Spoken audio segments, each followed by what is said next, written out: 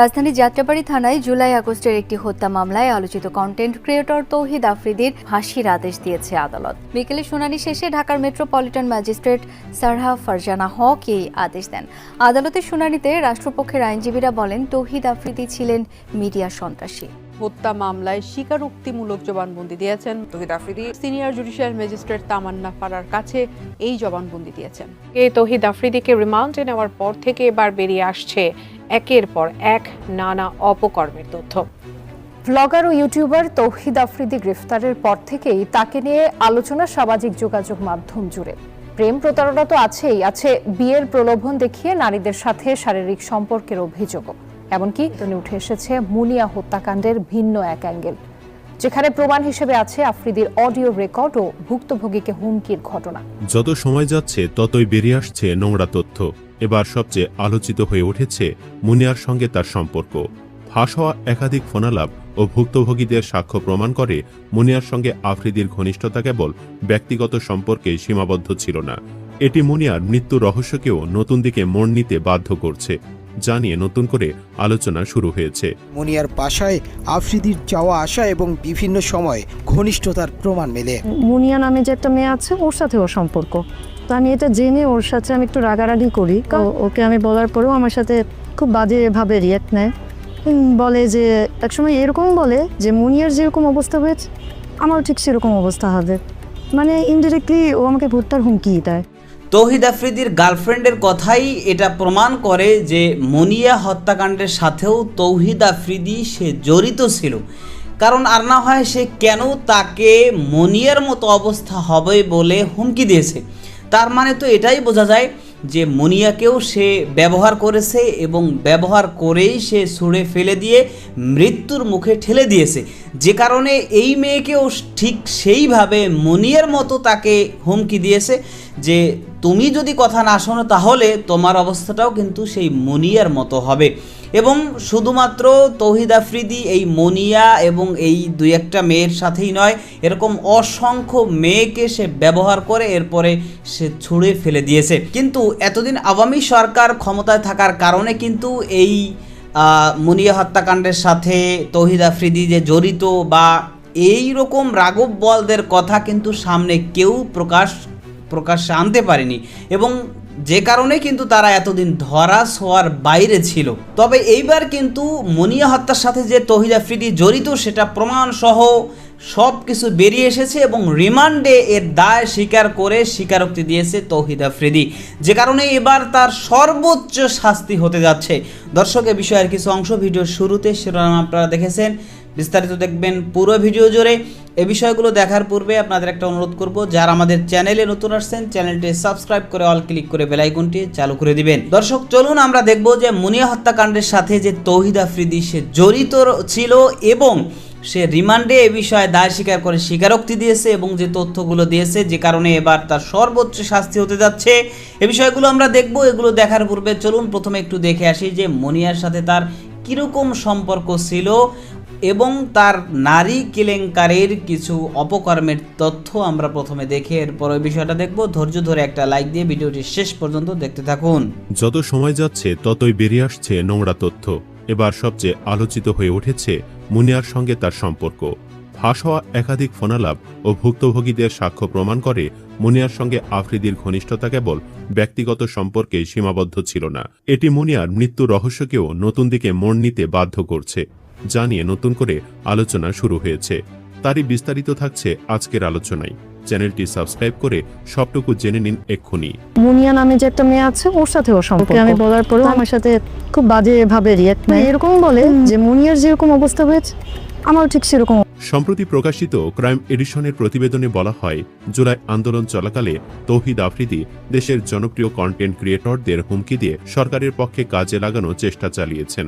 তাছাড়া আফ্রিদির বিরুদ্ধে বেশ কয়েকজন নারীকে বিয়ের প্রলোভন দেখিয়ে শারীরিক সম্পর্ক করার অভিযোগ উঠেছে।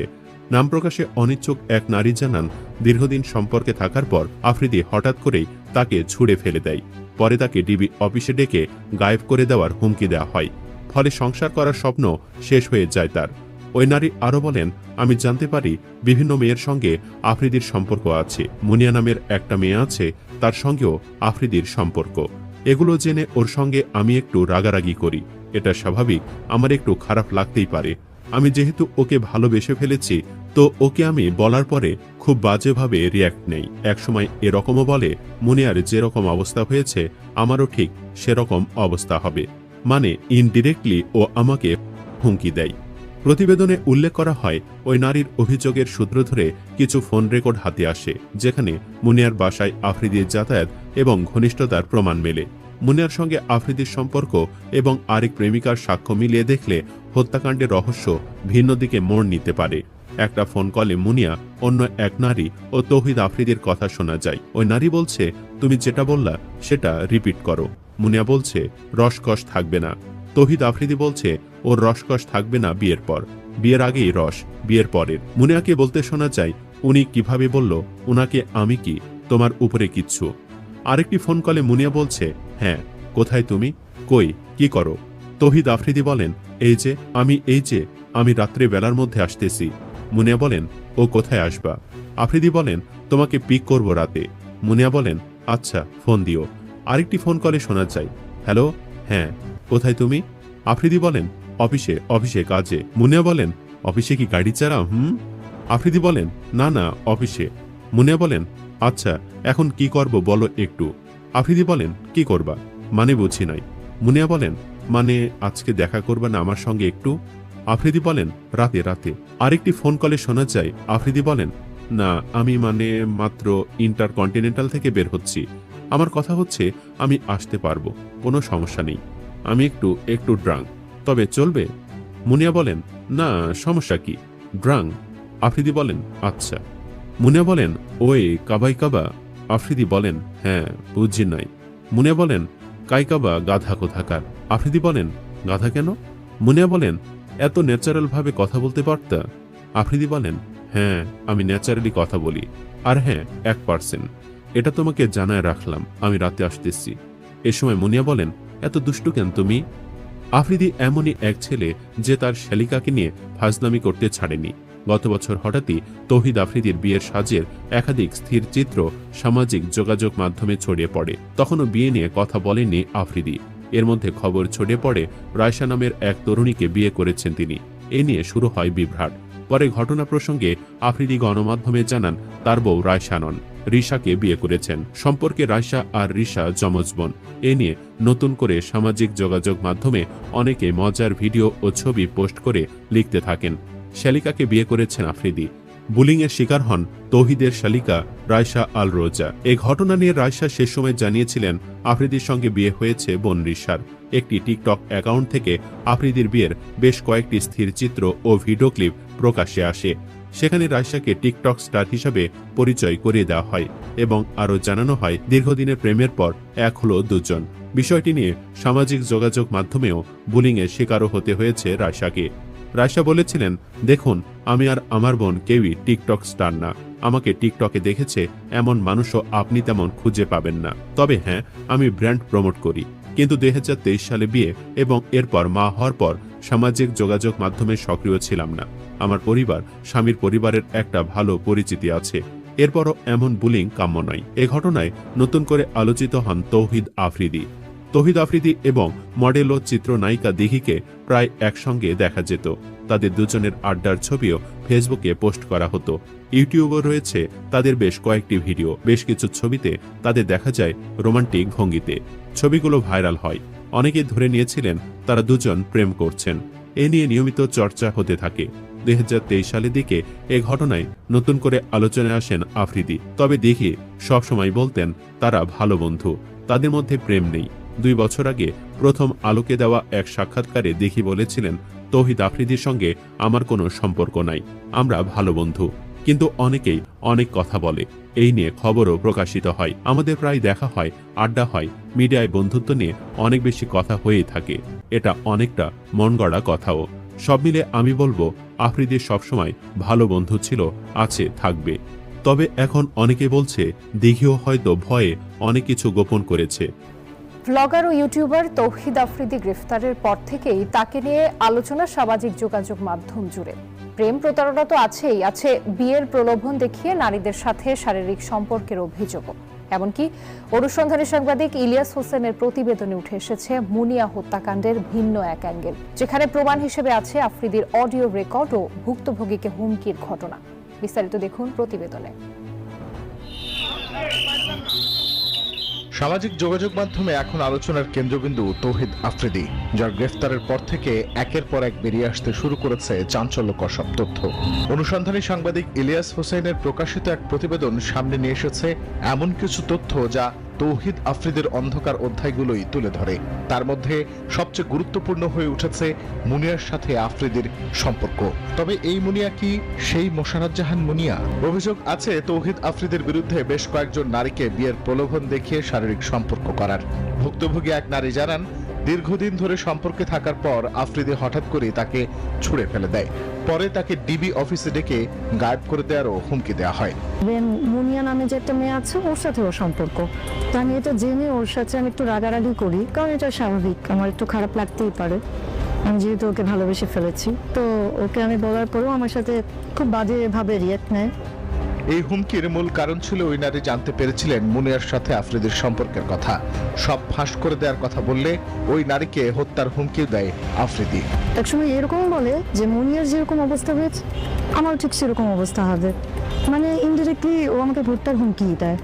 ওই নারীর অভিযোগের সূত্র ধরে উদ্ধার করা হয় মুনিয়ার সাথে আফ্রিদির ফোন রেকর্ড, যেখানে মুনিয়ার বাসায় আফ্রিদির যাতায়াত ও ঘনিষ্ঠতার বিষয়টি সহজেই অনুমেয়। আপনার ন্যাচারালি কথা বলতে পারছা? হ্যাঁ, আমি ন্যাচারালি কথা বলি। হ্যাঁ, কি করো? আচ্ছা, যাক, একটু 1%। হ্যাঁ, এটা আমি তো আমি আসছি।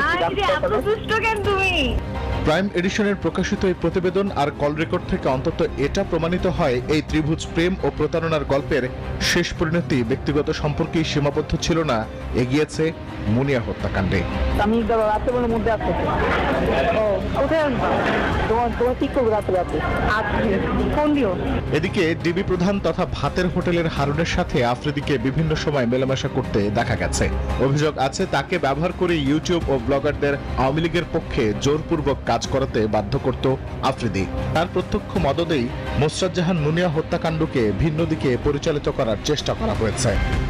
এছাড়া এই কাজে মাস্টার মাইন্ড হিসেবে কাজ করেছে সাবেক আইনমন্ত্রী আনিসুল হক ও তার কথিত প্রেমিকা তৌফিকা করিম, যারা নিজেদের অভিজাত অফিসে বসে নানা অনৈতিক কর্মকাণ্ড করেছে আর বাংলাদেশের আইন আদালত সহ নানা বিষয়ে নিয়ন্ত্রণ করেছে।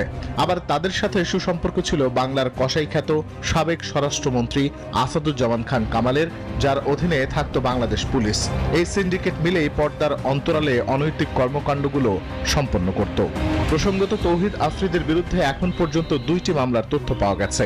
সঠিক তদন্ত পরিচালিত হলে আফ্রিদির মাধ্যমে মোশাররফ জাহান মুনিয়ার হত্যাকাণ্ডের রহস্য উদ্ঘাটিত হবে। বর্তমানে এই তৌহিদ আফ্রিদি এবং তার বাবা গ্রেফতার হওয়ার পর থেকে এই তৌহিদ আফ্রিদি সে যাদেরকে এতদিন ধরে বিভিন্নভাবে নির্যাতন টর্চার করে এসেছে তারা সবাই মোটামুটি মুখ খুলেছে, কিন্তু এই মুনিয়া হত্যাকাণ্ডের বিষয়টা এতদিন কিন্তু কোনোভাবেই এই তৌহিদ আফ্রিদির সাথে তার সম্পর্ক বা কোনো কিছুই কিন্তু ফ্ল্যাশে আসেনি। কিন্তু এখন বিষয়টা সামনে এসেছে, কারণ তৌহিদ আফ্রিদির যারা গার্লফ্রেন্ড ছিল তারা এখন কিন্তু সত্য বলতে সাহস পেয়েছে বিধায় মূলত তারা এখন বলেছে। তো এই যে ক্রাইম এডিশনের যে অনুসন্ধান, সেই অনুসন্ধানে যে তথ্যগুলো বেরিয়ে এসেছে, এই তথ্যগুলো যদি 100-এ 100 সত্য হয়ে থাকে তো তাহলে এটাই কিন্তু বোঝা যায় যে মুনিয়া হত্যাকাণ্ডের সাথেও তৌহিদ আফ্রিদি সে জড়িত থাকতে পারে। এবং এই যে তার গার্লফ্রেন্ড সে স্পষ্টভাবে বলেছে যে মুনিয়ার অবস্থাটা যেরকম হয়েছে তোমার অবস্থাটাও সেরকম হবে কিন্তু যদি তুমি কথা না শোনো। তার মানে এটাই বোঝা যায় যে মুনিয়ার সাথেও তার সম্পর্ক ছিল এবং তাকে সে ব্যবহার করে এরপর ছুঁড়ে ফেলে দিয়েছে, এমনকি মৃত্যুর মুখে ঠেলে দিয়েছে।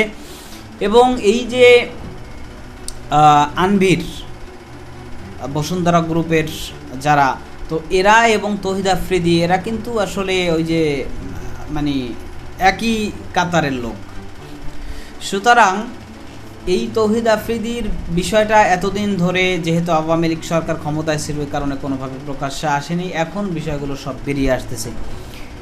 তো এখন এর জন্য অনেকেই দাবি করছে যে এই বিষয়টা নিয়ে নতুন করে ইনভেস্টিগেশন করা হোক, যে আসলে তৌহিদ আফ্রিদি এই মুনিয়া হত্যাকাণ্ডের সাথেও জড়িত ছিল কিনা, যেহেতু এখন তার সাথে এবং মুনিয়ার সাথে কথোপকথনের বেশ কিছু কল রেকর্ড বেরিয়ে এসেছে এবং তার মাধ্যমে স্পষ্ট প্রমাণ পাওয়া গিয়েছে যে আসলে মুনিয়ার সাথে তৌহিদ আফ্রিদির সম্পর্ক ছিল এবং তৌহিদ আফ্রিদি মুনিয়ার বাসায় যাতায়াত করেছে, অনেক কিছু মোটামুটি এখন বেরিয়ে এসেছে। তো এই বিষয়গুলো যদি এখন নতুন করে তদন্ত করা হয় এবং রিমান্ডে তাকে জিজ্ঞাসাবাদ করা হয় তাহলে অবশ্যই এগুলো বেরিয়ে আসবে। তো যদি আসলেই তৌহিদ আফ্রিদি সেই হত্যাকাণ্ডের সাথে জড়িত থাকে তো তাহলে তার অবস্থা আসলে খুবই খারাপ হবে, কারণ আপনারা জানেন যে বাংলাদেশে ধর্ষণের আইন, ধর্ষণের বিচার, সর্বোচ্চ শাস্তি মৃত্যুদণ্ড। তো যাই হোক, কি হবে তার সেটা অবশ্যই সময় আমাদেরকে বলে দিবে। তো এ বিষয়ে আপনার মতামত কি সেটা কমেন্ট সেকশনে জানাতে পারেন। ভালো থাকবেন, সুস্থ থাকবেন, দেখা হবে নতুন কোনো ভিডিওতে, কথা হবে নতুন কোনো বিষয়। আজকে পর্যন্তই, আসসালামু আলাইকুম ওয়া রাহমাতুল্লাহ।